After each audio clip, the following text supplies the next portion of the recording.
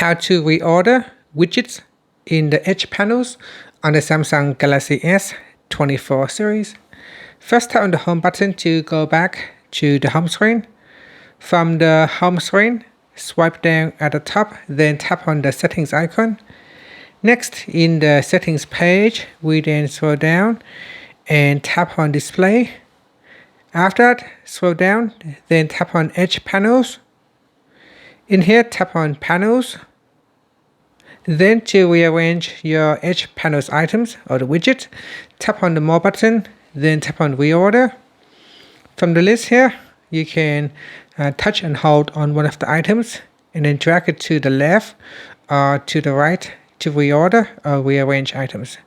And that's it. So let's say if I want to move the people to the first item in the edge panels, I can touch and hold and then drag it to the left and then let go.